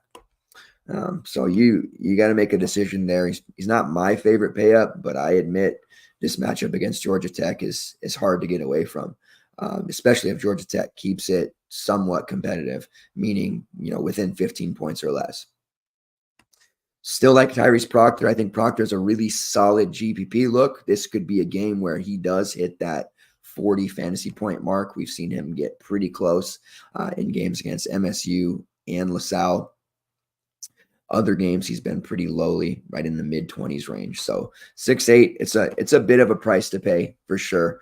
But I think he has GPP slate breaking upside. Jeremy Roach at 6'4". He proved me wrong about being a main team play, I guess. Put up the 30 there in the last game, but ordinarily Roach just doesn't do it for me. I think people feel like he's safer than he actually is, and when we see ownership on him, he tends to kind of underwhelm. So we're certainly getting a decent price at 6'4", I admit, but he's just not going to be in my player pool very often. However, this matchup, again, is very good. Mitchell at 5'7". I wouldn't mind him having a couple more down games, get him down to like 5K, and then we can really attack. I still, and I say it every Duke slate, think Mark Mitchell is one of the best prospects from last year's class, but needs more time, obviously. And then, McCain at 5'9", he's just way too volatile. He very well could put up a big, like 30-plus number against this Georgia Tech team. In fact, he had 10 rebounds against Arkansas. But he's just not a very safe play. GPP-wise, absolutely. Same can be said for Caleb Foster if you need a value at 4-4. We're looking for about 22 to 25 minutes there. Had just 18 against Arkansas, had some foul issues, but I think we see him get back in over the 25-ish minute mark here against Georgia Tech. So he's a viable 4-4 play just because he'll be on the court, but he's obviously not one of my favorites. The Georgia Tech side, Miles Kelly was a slate breaker at like 7% last slate. Big time game, 22 and 12. We don't typically see monster rebounding games like that from Kelly, but he can definitely put up some monster fantasy games. It was his third time eclipsing 40 fantasy points this year. They've played in 5 games, so he is absolutely murdering. Love Miles Kelly. Have for several years. Looking at Georgia Tech, he leads the team in usage and shot rate, 31% and 35% respectively, 8.5% offensive rebounding rate, drawing 7 fouls per 40, and he's shooting right around 30% from long range. So I think we see a lot of ownership on Kelly. The matchup against Duke shouldn't scare anyone away. Obviously, Duke is Duke. They're gonna defend, but they're not at home for this game. The refs don't travel well, and I think Kelly chucks another 15 to 20 shots, and he probably should be priced at like 8K. Honestly, I don't know why he's priced this low, but I do think we see a supremely high amount of ownership relative to the size of the slate, which is 12 games. Not 60%. If it's 60%, that's going to give me flashbacks to last year's trash pricing. But 35, 38, somewhere in there, like he's going to be pretty high. Especially if you do anything high dollar single entry, I think you'll see a big chunk of Miles Kelly ownership. Deshaun Cloud has regressed a lot in the last couple of games. It's caused his price to drop significantly. Don't trust his minutes at all right now. So even though that is a nice price, I think we can kind of look the other way. Bay and Dongo, who has been a solid value for us since he was made his debut on the 22nd against Cincinnati. Price has come up to 5.2. I think that's probably where we can jump off with him. He's not going to be too far over 20 fantasy points, at least right now. He is making it so that Cloud doesn't have to play quite as much. And what they're doing is they're bringing Ibrahim Sacco in for 11 to 15 minutes, and it's kind of cannibalizing all of the front court to where most of them are capped at around 20 to 22 minutes. So the upside is starting to be gone there from Ndongo. If he was 4K still, I would probably just plug him back in, even though the matchup on the front court does scream foul trouble. He would be still good enough to pay off that 4K. We did see Amory Abram removed from the starting lineup, and then he got the dreaded DMPCD. It wasn't injury related. It wasn't discipline related. Damon Stoudemire was very vague, but I mean, I suspect that Abrams just not been playing very well. Did watch the Cincinnati game, and he was very disinterested in defending anyone. And when he got yanked, he did not get back in. So I suspect it is a you need to play defense and give effort or not play situation for Amory Abram, which sucks because he had some major upside for Ole Miss, and I thought he was going to be really good for this Georgia Tech team, and that just hasn't worked out. Without Abram, we get Debo Coleman season again. He played 28 minutes in their last game. Low end, not a lot of upside, but 5K, 30 minutes, at least makes you bat an eye, right? Overall, Kelly is the play. Now, we saw Nathan George start. And this is a big-time prospect from Canada. Only 3.6. If he were to start again, and I think he might, he's very good value. Be weird to come away from this game with 2 Georgia Tech players in your main lineup, but it's viable, believe it or not. George was like, not to sound cliche, but silky smooth with his game. He was making solid passes. He was getting to the rack. Like, I was very impressed with the way that George played in that Mississippi State game. And he was honestly a big reason why they were able to win. Obviously, Kelly was the primary, but George playing 32 minutes there, not a lot of detriment there having him on the floor. Still a lot of growth and development to go for him, but it seems to me like Stoudemire may roll hit him again. And if he does at 3.6, 30 minutes, that's, again, hard to pass up. We do need to reel in and keep our expectations to a reasonable level. Like, I know we like to joke around with my man Mark Zilla in Discord and who's the 10X play of the day. We need all our sub 4K guys to get 10X and stuff. But if he gives us 12 to 16, we're perfectly happy with that, especially with the way the slates have been scoring lately. And I do think George does that. If he keeps playing 30 minutes, he's going to end up being a really viable play. Even if he gets into the 5-6K range, like he potentially could, he would still be nice. I think his fantasy point per minute number will continue to raise. Again, high end prospect that kind of went under the radar. And I think Georgia Tech got a good one.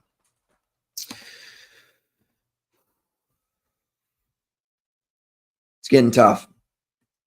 I see we're going to keep going, though. All right, Michigan versus Oregon. These damn Oregon Ducks, man. It's just like Mogwai. You can't get rid of them. Don't get them wet and don't feed them after midnight. Oregon 2-point favorites, 152 total. Both of these once proud programs. It's a mouthful. Kind of just not looking great, right? Like Michigan, I saw some talk that, I don't know if I got trolled or what. I didn't look into it more, but that Juwan Howard was going to move into an assistant role and Martelli was going to be the head coach. And I don't know. Like, I think the consensus with most Michigan alum and fans are that they love Juwan Howard. He's a beloved member of that program, but the dude can't coach, and it might be better suited in a recruit/assistant role. So that would make sense to me.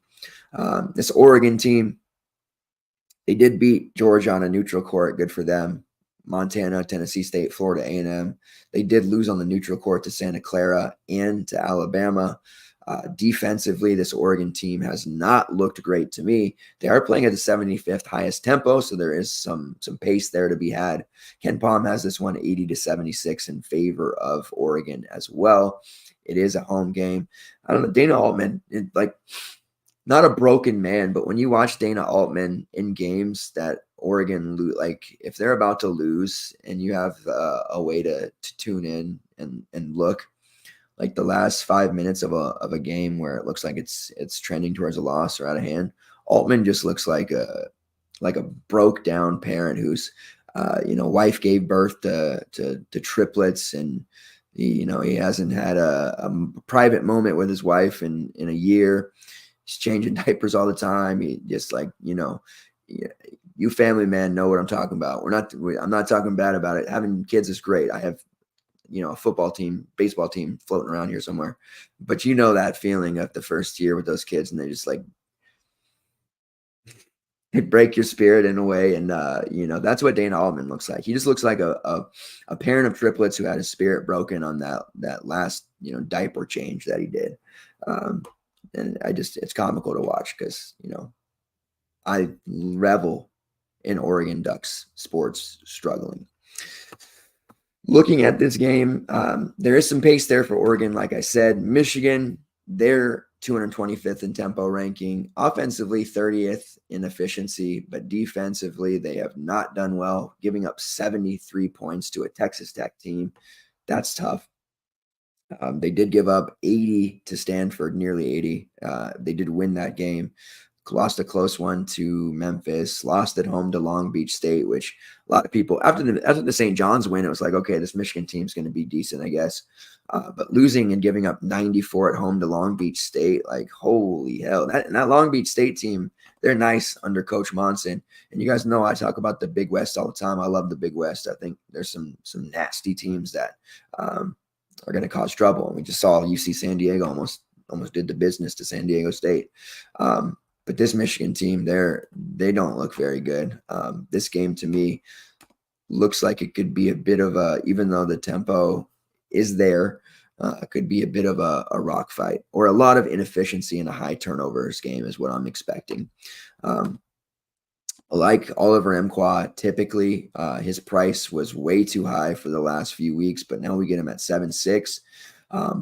Foul trouble exists on the road, but big minutes out of necessity. They don't have a lot of options outside of Doug McDaniel and Oliver Mkwa. So he's got to be in play at 7.6, not a priority, but the type of play where if you land there at the end, you can certainly do so.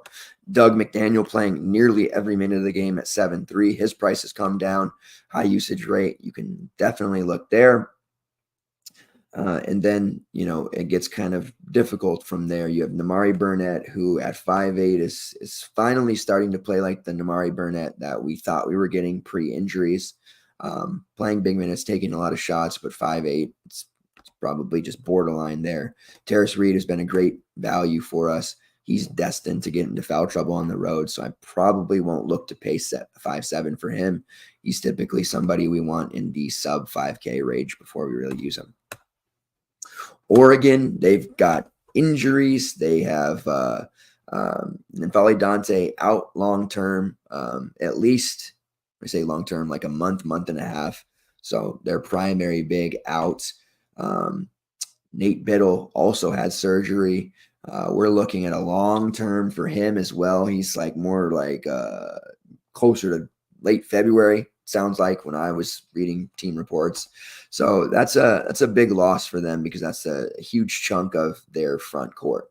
The Oregon starting five likely to look like this. Isn't this what they used against Alabama? Jermaine Cuisinart, who's always chalk.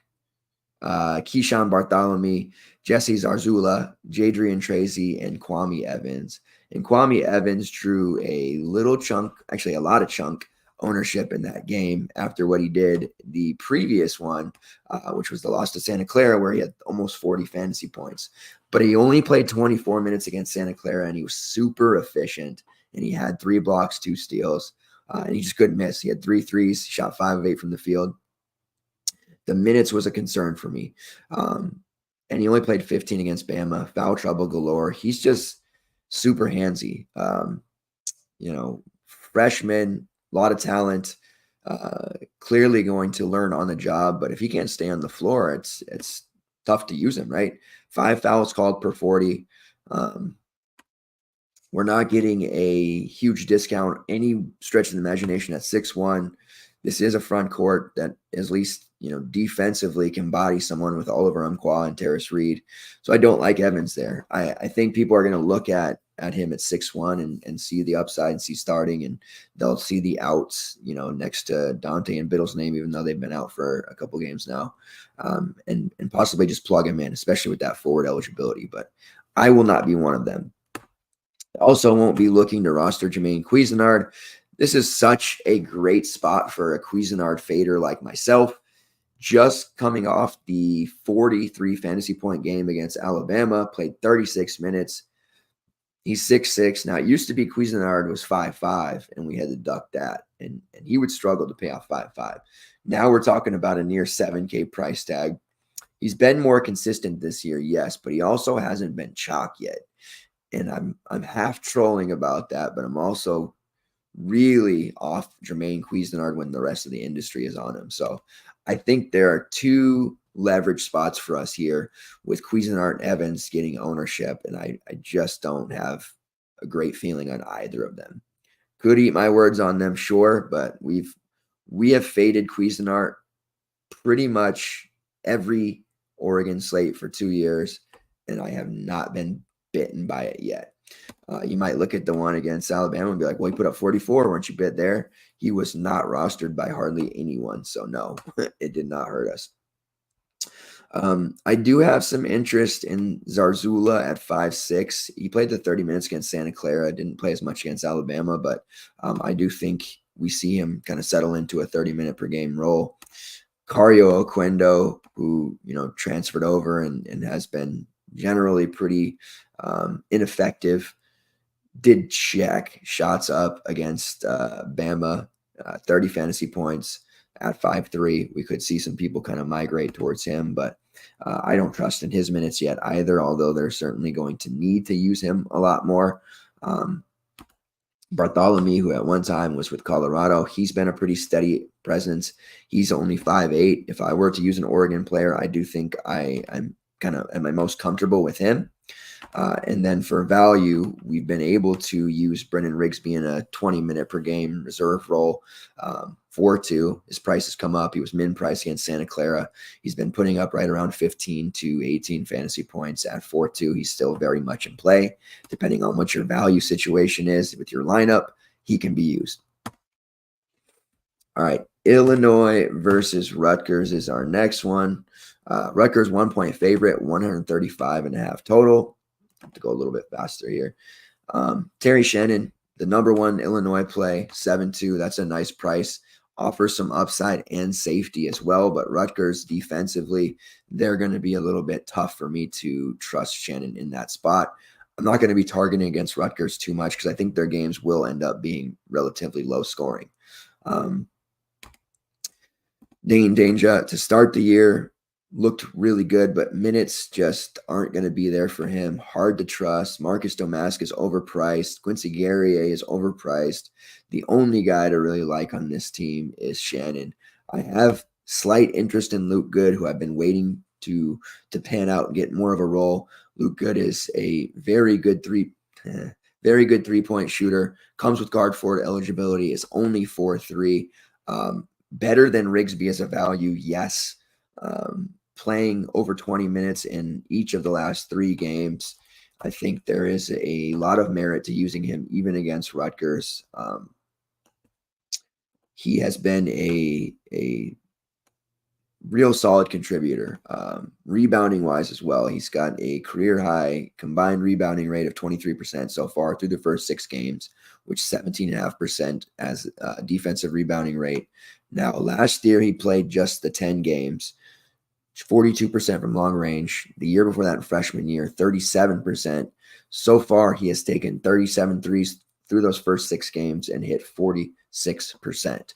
So I am a believer in Good. I know it can get dicey taking bench players, but he's cheap enough. He's rebounding well enough, taking enough shots. His shot rate itself is just about 20%. I feel pretty good about him as a value. And he comes with guard forward eligibility, as I mentioned.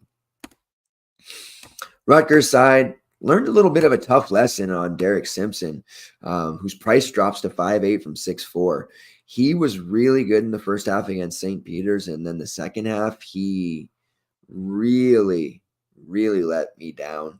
Minutes, you look at the minutes he's played so far, 27, 29, 29, 27, 20. I'm not super confident in Derek Simpson like I thought I was going to be. And at 5'8", it makes sense to use him. He's a nice little, in between play there. But I think he's just going to have to be put in the GPP category for now until we see some level of consistency from him. And also the fact that Gavin Griffiths continues to pilfer minutes. They're playing, Noah Fernandez about 30 minutes. There's a recent surge from Austin Williams, who's playing just about 10 to 15 minutes, I know, but it's enough to keep Simpson under 30. I need him over 30, and I need to see him more consistently before I start to really play him again. Cliff Amarui's price has come down from $9K. Now, typically, I know he put up that 50 against Howard. Typically, he's not going to have that upside to pay off these high prices. And there's very few people out there in this industry that like and love Clifford Omarui more than us.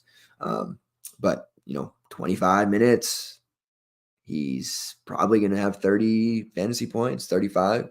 Like, there's just the opportunity cost there. When Omarui was in the low 7K range, upper 6K range, that's a lot different. I can certainly get behind using him then. But 8.5, you're asking me to pay, a really high price tag for a guy who doesn't necessarily get featured on offense, has to do a lot of his work on putbacks and defensive stats. And it's just a really tough ask for me. All right, moving on, we have NC State, who just let us down in the worst way, going up against Boston College, a premier bounce back spot, perhaps. Right now, Boston College is 1.5 point favorites, 151 total. I couldn't possibly go back and bet the NC State money line, right? Plus 100, a little bit of bounce back love, maybe. I don't know. Maybe I'm overvaluing this NC State team, but it does feel like a good spot to go back and bet NC State after they let us down, truthfully. A great spot against BC, where I think we're going to have some real fantasy goodness anytime that team is on the slate. Jaden Taylor, who I still like a lot, he's 6K after letting us down. He only played 23 minutes against Ole Miss, so truly disappointing about that. I think he makes sense as a kind of alt play at 6K. I'm not necessarily going back to him, but I don't want to write him off either. He is a guy who is chucking and is going to continue to do so until he gets reined in by Kevin Keats. And Keats, I don't know that he will rein him in. Typically, he likes having these, chucking type guards. Remember Markel Johnson from several years ago? He does have a usage rate over 24%. He's making 46% of his threes on 24 attempts. So he's definitely a guy you want shooting. He just has to put the rest of his game together. Always love DJ Burns, who's 7-2, going up against Quentin Post. This is a likely foul trouble game, so I don't know that we're going to be looking at him too much. I'm almost never rostering Casey Morsell. After his big game against BYU, I was asked, why is Casey Morsell not in your player pool? That was a newer member to the community, had to explain to them how many times he's let us down in the past and how much he will actually stand around and Fitbit it up, as the kids say. Fantasy point per minute number, not always the highest. 5.9. It's a price that, if this was last year, I would maybe consider, but I'm not a believer in Casey Morsell anytime soon. Would much rather go up to Taylor or down 100 more to DJ Horn. Don't love DJ Horn either. Not a big time contributor. Needs a lot of things to go his way. He has been chucking, but 2 for 12, 5 for 14, 6 for 11. Like, he's getting those shots, but he's not going to offer us a lot in peripherals by any means. Just a low-end play there for me at best. Dennis Parker, the freshman that I've been super hyped about, he did not do very well in his last game. He got the start, his first career start, but only 16 minutes. That's a bit concerning. 5.2. He's still in the, we're keeping him close by category. GPP him up if you want to. I do think Parker's going to end up being a big time factor for this team sooner rather than later, but we are going to just wait a little bit longer on him before we go back in our main lineup. And then you have Ben Middlebrooks at 4.7, who just went ape. 4.7K, put up 33 fantasy points. People are likely to chase that. I won't be chasing that. I don't know that he gets another 20 minutes. Just NC State was so ineffective everywhere else. He was one of the only players doing anything. Once it got out of hand, they just let him continue to play. So I would not advise chasing the Ben Middlebrooks play. BC continues to be Quentin Post or nothing in your main lineup. Continues to churn out 40+ fantasy points. There is a huge opportunity cost at 10-2.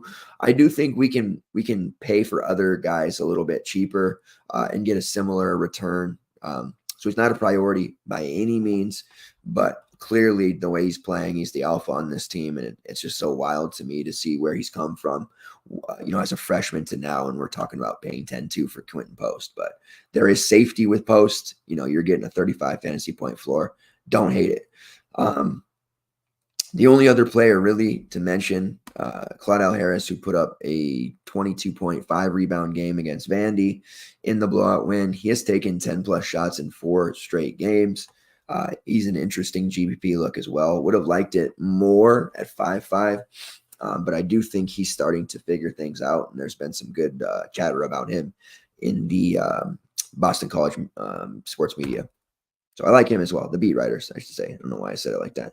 And then Prince of Ligby, 4.9, guard forward eligibility. Still, playing minutes, but just kind of a lower end option right now. All right, we have TCU. We love TCU, man. TCU is the FTN brand team, man. We were stacking them up every time they're on the slate. With that game against Omaha, then again against Houston Baptist. Now they've got a Georgetown team that they can absolutely just wreck shop against. This is going to be a fun one. I want all the TCU I can handle once again. I feel like we're going to be saying that a lot. On the road, they're 11.5 point favorites, total of 155.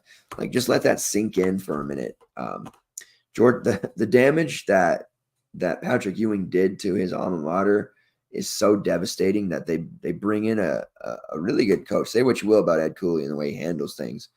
Bring in a really good coach in Ed Cooley, but he has so much work to do to fix the program. They're double-digit dogs at home against TCU. Holy shit, that's tough. Starting with the TCU side, Jameer Nelson up to 7.4 again after putting up almost 50. He's the one I think we in our TCU stacks, he's not a priority. I love Jameer Nelson, though. Do not get me wrong. But he's just, more of a middling play at that price. I would prefer him 1K cheaper, obviously. But I think some of his upside is zapped away. And that has to do with the starting lineup for a TCU. It's just, they're so balanced. You look at it, they've got 1, 2, 3, 4, 5, 6 different guys above 20% usage rate. All of their starting lineup also above 22% shot rate. Just ridiculously balanced. 3 of them with assist rates over 23%. Avery Anderson, Jameer Nelson, and Micah Peavy. A really, really well-oiled machine that is happening right here. Jacob Coles, who let us down a little bit in the last game, shooting 59% from long range, 5th best mark in the country. Look for Coles to bounce back huge. I like that we got a little bit of a down game because that'll for him, 25 fantasy points still fine, but I like that he had that little bit of down game because should keep his ownership a little bit more within reason. Coles has been a very high fantasy point per minute player for the last 2 seasons for TCU. Just happens to be in a starter role now. A guy when that TCU offense goes stagnant that can get them a bucket. He's just been very, very consistent. So he's actually going to be my favorite TCU play once again. Still like Micah Peavy, 6'5". He's been just kind of an up and down option, but his downs are still basically paying off a price like this. More on the GPP side with him, but he has a lot of bounce, taking a lot of shots. His assist rate has actually been pretty impressive, 23%, sharing the sugar a little bit more, as they say. His previous career highest assist rate has been 10%. So just completely revitalized and transformed his game a little bit, like a lot of Micah Peavy. Avery Anderson at 6'2" is priced out for me. I know he's put up 20+ fantasy points in 4 straight, but I think he's clearly the 5th Beatle. and then Emmanuel Miller at 8.2. That's a price that probably nobody will really pay. He's just been doing really well, keeping himself out of foul trouble. He's been attacking. He can shoot threes a little bit. Like, I don't think there's really any chance of Supreme Cook being able to check him. I just think he's going to be way too, athletic for Cook to keep with. He'll be able to step out, hit threes. He can bang down low. I foresee a pretty nice game from Miller, especially since he's been able to stay out of foul trouble throughout the rest of this, or throughout the first part of the season. Supreme Cook has been good. The Fairfield transfer. He's been one of the lone bright spots for this Georgetown team. Priced at 7.5. TCU, they have been pretty solid in terms of their overall rebounding, their defense, their top 20 defensive unit. They are playing at 21st fastest pace, but we have to recognize that they've played Alcorn State, Mississippi Valley State, Rio Grande Valley, Omaha, Southern, and Houston Christian. So Georgetown's actually their on paper toughest opponent yet. So we need to see, they have a stretch coming up, Georgetown, Clemson, and Arizona State. So they'll give us a better sense of where we stand with TCU. But so far, they've proven to be a really strong defensive unit as well, and a team that keeps opponents off the glass for the most part, which is where Supreme Cook does a lot of his work. 7.5 is just a little bit too pricey for me. He's good, but I don't think we're going to have that luxury. If you're going to pay for a Georgetown guy, probably has to be Dontrez Styles. He's more of a GPP look, but he's an excellent GPP look against this opponent, TCU, getting a pace boost. Bad game against Mary Mac, but you're seeing him play a tremendously high amount of minutes. He is taking a ton of shots, like totally different version of Styles than we ever saw at North Carolina. And he's always had this talent. He just never really got that opportunity. And now he's playing with Ed Cooley, a coach who will run his starters into the ground, and Styles is able to put up these numbers. 25% shot rate, shooting 38% from long range, 9.5% offensive rebounding rate. You can throw that last game out. I think he's in a position here to put up another 30 plus. But 7.4 is a lot to dedicate to him, and more of a GPP look, like I said. You have Jaden Epps. That is Cooley's guy. Loves him. He's been banged up. There's been 2 or 3 games where he had to miss time due to minor injury. So he's more of at this price, 7K, an alt team play, but the matchup and the style of play definitely suits his game. So I don't want to write him off, and I do think he could see a chunk of ownership. Still really interested in Jay Heath. He's there at 5.4. We know he has big 40 fantasy point upside. Should take a bunch of shots in this one as well. And then Rowan Brumbaugh, who has seen his price drop to 5.9. Now we're talking with Rowan Brumbaugh. I really like this kid. I think he's going to be a consistent producer under Ed Cooley. Minutes are safe. He is still a raw prospect. He turns it over a lot, but we're talking about a price at 5.9 that he can definitely eclipse. So he's in the player pool. I don't know that I pulled the final trigger to actually roster him, but he's in the crosshairs, as they say. All right, last 2 games of the slate. We're cruising. Colorado State versus Washington, America's team. Colorado State, man, this is a really good team, and we knew they would be. They struggled last year without David Roddy, but they've adjusted. Ran through Creighton, handled a tough Colorado team in the neutral court. Isaiah Stevens is just incredible across the board. 27% usage rate, 25% shot rate, 45% assist rate, 8th best in the country. And to this part, he's shooting 50% from long range on 22 attempts. He is just phenomenal. I do think he's a major problem for my Huskies. This game is taking place in Vegas, by the way, so it's neutral court. Expect Stevens to play every single minute possible. At 9.3, he is a expensive option, but he's definitely one of the top pay-ups on the slate for me, considering who they're playing and just how consistent he is. Patrick Gardier is dealing with the back injury that kept him out of their last game. I do get the sense that he'll miss this one as well. Obviously, we'll have to monitor that news throughout the day. If he does, the start went to Rashawn Mbemba. Mbemba suffered some fouls. He ended up with 11 fantasy points. I know it was a disappointment for the start, but as a starter, again, if Cartier is out, only 3.6. I think you do have to consider him. I see a lot of versatility to his game. To me, he looked like maybe a light, David Roddy light, as they would say. And that's big shoes to fill. He's certainly no David Roddy, but I see some elements to his game there. Jalen Lake, who was questionable heading into the game, ends up playing 21 minutes against Colorado, 24 fantasy points. His price of 4.7, locked into a secondary role, but playing 20 to 25 minutes, sub 5K, absolutely. And Josiah Strong, who played 27 minutes, started hot, faded there. He's a lower end option at 4.6. I'd rather just play Lake for 100 more. Neat Clifford is a strong GPP. Look at 6.7. His price has just crept up to a point where we're probably not going to be able to get there. He does profile as a problem for my Huskies. Not much of a,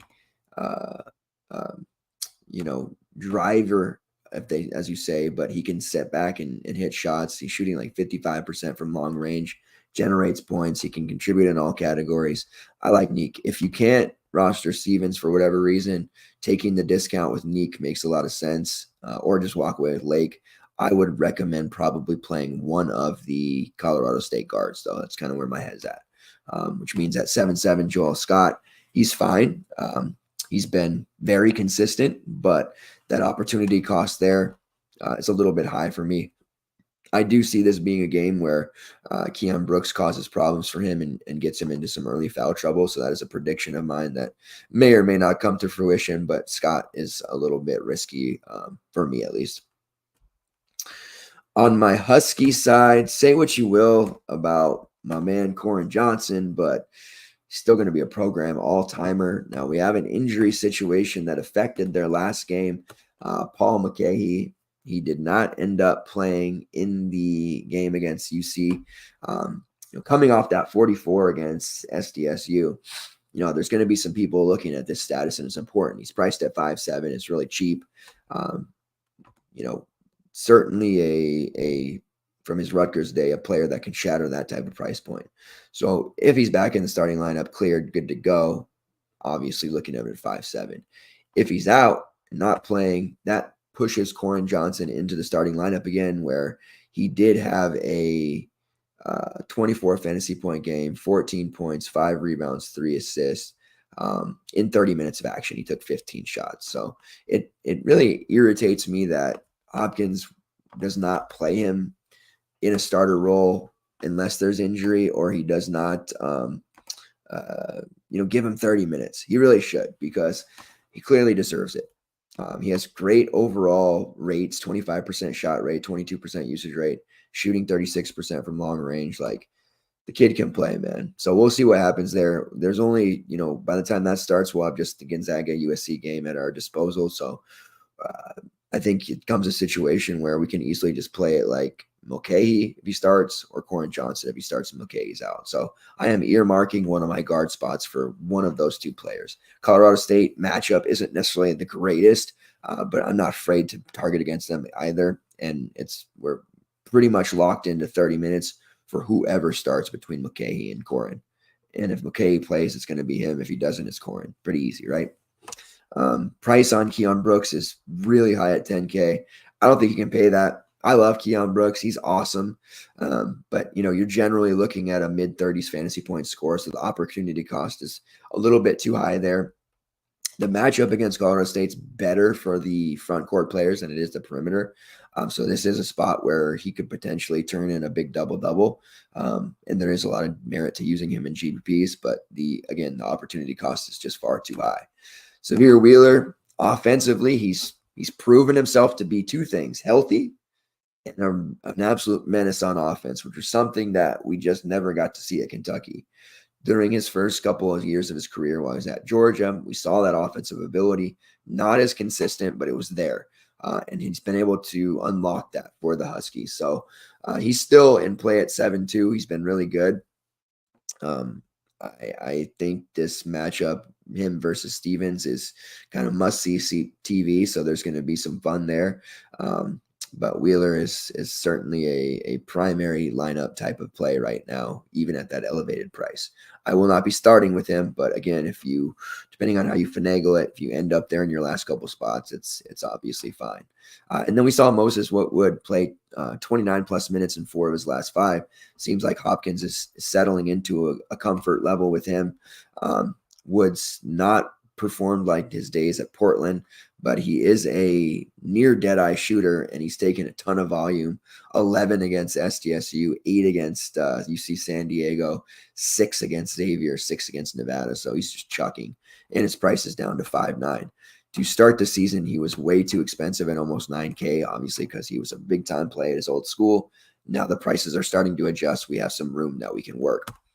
Speaking of bigs against this team, can't get to Keon Brooks at 10K. I wouldn't recommend it. I think it's time we can start considering to pull the trigger again on Frank Kepnang.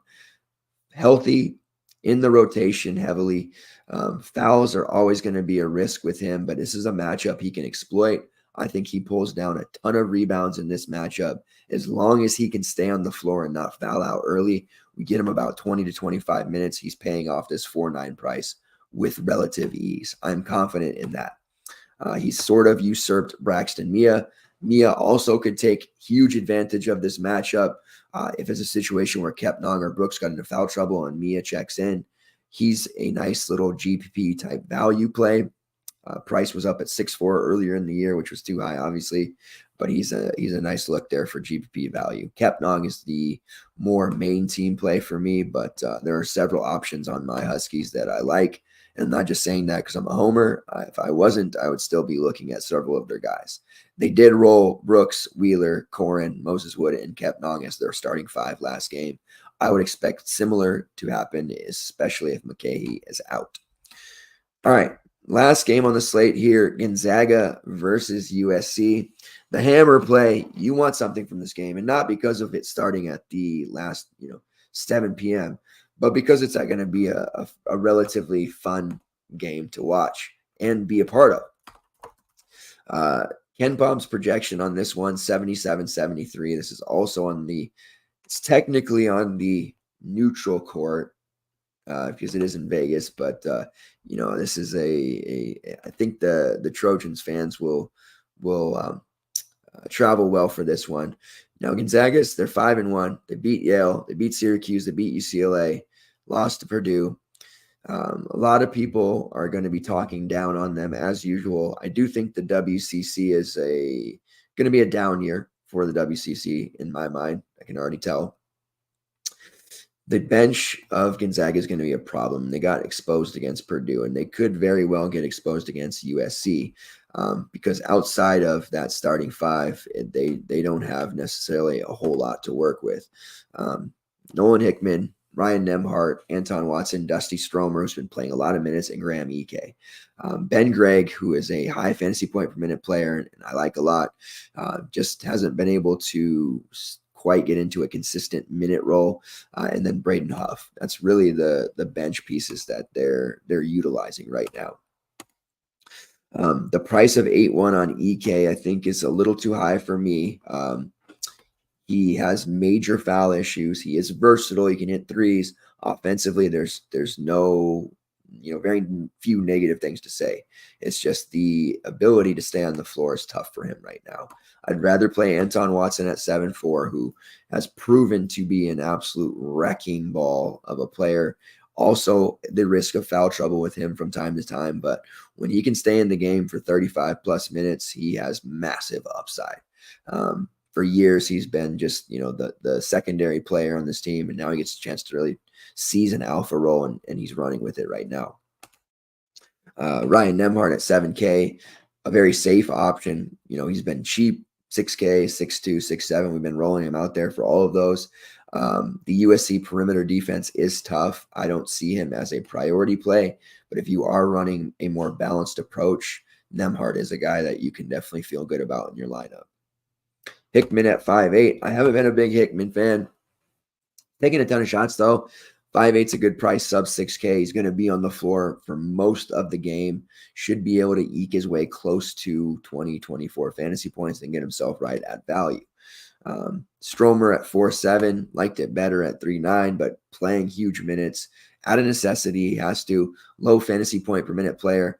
I don't particularly love him at 4.7 even, but again, values a little bit lean. You can certainly look there. Ben Gregg, only 11 minutes last game, but he had been playing around 18 and 19 before that. And again, he does have a fairly high fantasy point per minute number at 4.2. I do not mind him for GPPs either. On the Trojan side, it's normally Boogie Ellis, Isaiah Collier, or Kobe Johnson that you want to look at. DJ Rodman, who's cheap at 4.8, he's very limited fantasy option for this team. Josh Morgan, who's cheap at 5.2, he's the definition of a non-con hero, and that's what he was last year, but he's already fallen out and barely putting up 20 fantasy points a game. Hard to trust him. Part of it with Vincent Uchuko, who's now, logging some minutes here. He was very good against Eastern Washington. He's 4K. He is definitely on the radar for me. The back issue is what, kind of kept him out the early part, but his minutes have slowly been going up. And I think if a 20-minute roll is in order for Uchuko at 4K, he's definitely in play. The foul issues have not plagued him yet, but he also hasn't played a lot of minutes. This is a very talented kid, just struggled with health. If he can be healthy, he's paying off 4K, especially against a Gonzaga team that can be pushed around a little bit, especially if you get Watson or EK in foul trouble. We saw a little bit of ham sandwich time from a guy like Osiah Sellers early in the season, but he's been falling to a 10 to 15-minute role there, only in play if one of the primary three guards is out, which will not be the case. Also, Bronny James, who has not played yet, obviously had the injury or the situation in the summertime, very scary. Does have clearance, is practicing, so might end up seeing him sooner rather than later as well. But right now, we have three options, and I think we're coming away from this game with at least one. At the moment, Boogie Ellis at 7.9, that's a really tough price to get away from. Looking at the overall slate, there are so many good options in the 6 to 7K range, and Boogie Ellis sits atop the priority list for me. I'm very high on him. Just feels like a habitual 40 fantasy point per game scorer. This game against Gonzaga, he's going to have to play nearly every minute. Look for him to take a ton of shots. Healthy, good to go. His rates right now, 30% shot rate, highest on the team. He's shooting 48% from long range on 50 attempts, 24% usage rate. We're seeing a lot of guys for the first 6 to 7 games shooting 50% or higher from three-point range. Obviously, that's going to come down with more time, but some really hot shooting going on, and this is definitely a team that is benefiting as well. Kobe Johnson shooting 40% from long range, and Isaiah Collier 42%. Speaking of Collier, he's the all-everything, 31% assist rate, 26% shot rate, 32% usage rate, and drawing 7 fouls per 40. Love Collier too. We were just using Collier over Ellis to start because it was 7.7 compared to Boogie's 9K. Now that their prices have aligned, I lean Boogie, especially with Boogie still in the alpha role, Collier playing more of a secondary or deferring to him offensively. But what Collier's doing is letting the game come to him more. He's not forcing shots, and he's just racking up assists by getting it to guys like Boogie, Chuku, and Kobe Johnson. So I still like Collier, but Boogie Ellis is clearly the top option there. And Kobe Johnson at 6.9. He is just so incredible at racking up stocks, blocks, and steals. He has got to be considered at 6.9. He's also scoring pretty well.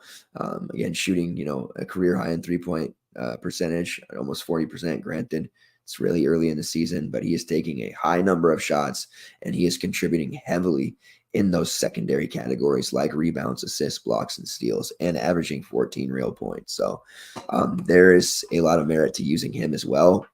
You could use maybe a mini USC stack, kind of wait for the PMR, to come later in the day, watch other bust, and then hammer your opponents with those two. But I foresee a ton of fantasy goodness on both sides. This is a game you want to certainly consider stacking if possible. The prices are affordable across the board too, if you're going more balanced, which means if you want a heavy USC Gonzaga presence, you're probably not rostering Post, Brooks, Flip, Baycott, Stevens, or Flanny.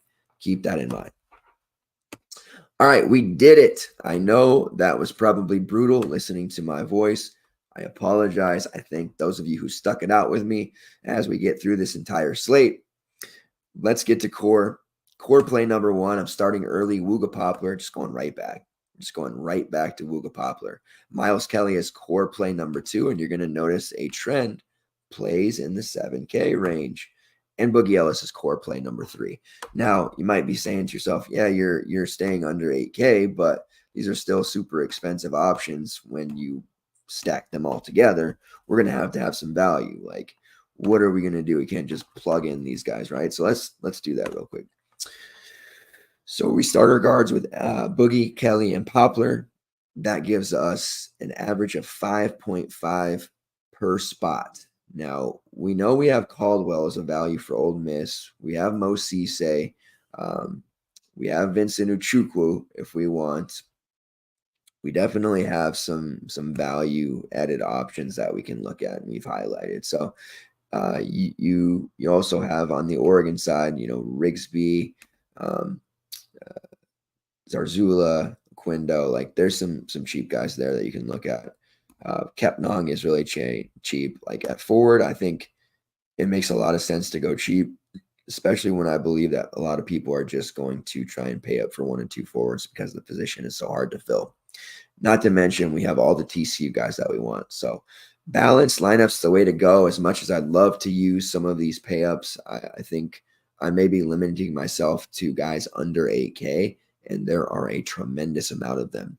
There will be an article out in the morning, a top play style piece highlighting more of those options that are going to help you build out the rest of your lineups. And if you do MME stuff, I am going to have a exposures / minutes projection sheet, not tomorrow, but coming very, very soon to help you out with that. I am going to start being an MME player as well. I usually wait a couple weeks to get my bearings, but I will start to do MME stuff as well. And when I do, I will post those exposures and percentages in the Discord. All right, that does it. No PrizePicks tonight. We'll have that in the article. Tomorrow morning back, 8 a.m., 1 hour before lock on the CFB show. Expect an article for both college football and college basketball. Throughout the day, we are going to be grinding and go Washington Huskies, down with the Oregon Clucks. Let's get it. I'll see you guys in the morning.